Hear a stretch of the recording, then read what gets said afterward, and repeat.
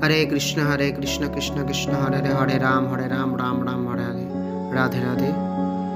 তো দিনটা ছিল 2020 সাল মার্চ মাস। তখন হালকা অ্যাটাচ ইস্কনের সাথে যুক্ত হয়েছি। তার মধ্যেই এই জবটা পেয়ে গেলাম। ভেবেছিলাম যে এই জবটাতে খুব ভালোভাবে থাকবো, কিন্তু ইস্কনের যে পথ তাতে আমার পক্ষে এতে থাকা সম্ভব হলো না। কারণ একটাই, আমিষ রান্না করা, চা পরিবেশন করা, যেটি ছিল ইস্কনের বিরুদ্ধে, এবং আমি যেটা খাই না সেটা অন্যকে দিতে পারি না। এটাই হলো ফার্স্ট অ্যান্ড লাস্ট রুল। শেষে বাধ্য হয়ে দশকর্মার দোকান করলাম। এর ওর কথা শুনে নাকি দশকর্মার দোকান খুব ভালো লাভ এবং চরম চলবে, আবার ইস্কনের বিরুদ্ধেও নয়, সেই হিসাবে আমি দশকর্মা করে বসলাম জগন্নাথ নাম করে। কিন্তু ও চললো না, কারণ এটা সিজন ব্যবসা। যেহেতু আমার ব্যবসা রানিং নেই, কাজেই ব্যবসা চালাতে গেলে ধৈর্য প্রবল দরকার। এদিকে আমার টাকা পয়সারও সমস্যা।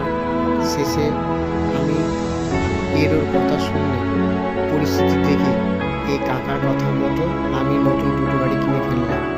তো টোটো গাড়ি কেনার পর ভাবলাম যে ভালোই চলছে, প্যাসেঞ্জারিও করছি, চারিদিক থেকে রিজার্ভও আসছে এদিক ওদিক করে, বেশ ভালোই চলতে লাগলো, দিনে 400-500 টাকা করে।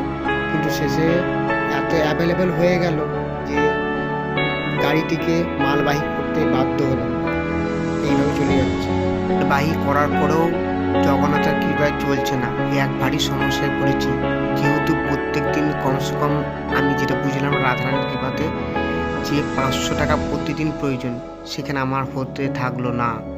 শেষে শ্রীমতী রাধারানীর অহগতিত কৃপাতে এবং জগন্নাথের কৃপাতে আমাকে দুজন ব্যক্তি সবসময় যেন ইন্সপায়ার করতে লাগলো, যিনি হলেন শাশুড়ি মা এবং আমার ওয়াইফ। যে বৃন্দাবন চলো, তোমার লোকেশন চেঞ্জ করো, তুমি দেখবে খুব ভালো থাকবে এবং ভগবানের কৃপা সাধন ভজন হবে। এবং আমাদের যে প্রধান উদ্দেশ্য, গুরুকুলে পড়ানো আমার ভাগবতকে, তাকে সম্পূর্ণ ভালো ভক্ত বানানো। আমি যেভাবে হলো না কষ্ট করে হলেও আমি ভালোভাবে ওখানে থাকবো। শ্রীমতী রাধারানী যেন অহতুকি যেন কৃপা করে যেন আমাকে এই ব্যবস্থা যেন করে দেয়। ওকে সুন্দর ভক্ত বানানো, এটাই আমাদের প্রধান উদ্দেশ্য। যেমন আমাদের ইস্কনে থাকা মাধব প্রভু এবং ভগবতী মাতাজি যেমন সুন্দরভাবে নিষ্ঠার সঙ্গে একে অপরের সঙ্গে পালন করছে, সংসারিক করছে এবং সুন্দরভাবে পালন করছে, ঠিক তেমনি আমরা দুজনে যেন শ্রীমতী রাধারানীতে অহতুকি কৃপাতে এবং জগন্নাথ অহতুকি করুণাতে যেন আমরা বৃন্দাবনে গিয়ে যেন যেভাবে হলো কষ্ট করে হোক, আমি গুরুকুলে ছেলেকে পড়িয়েও স্থির রেখে আমি সেখানেই পড়ে থাকবো, রাধারানীর চরণ ধরে, শ্রীমান নারায়ণের চরণ ধরে, জগন্নাথের চরণ ধরে। কারণ আমি পশ্চিমবঙ্গে এত মানুষের অপরাধ দেখেছি, অপরাধ করেছি, দোষ ধরেছি, যে রাধে আমার কৃপা করে আপনার কাছে নিয়ে চলুন, আমি যেন সত্যভাবে আমি যেন অর্জন করতে পারি। এবার এই রাধারানীর কৃপা করে যেন আমার ছেলেকে যেন ভালো ভক্ত বানায়, শ্রীমতী রাধারানীকে বারবার এইভাবে খুবভাবে প্রার্থনা করি, ও যেন ভালো ভক্ত বানায় এবং সত্যি যেন মানুষের কাছে প্রচার করতে পারে। সেটা হচ্ছে আমাদের প্রধান এবং শেষ।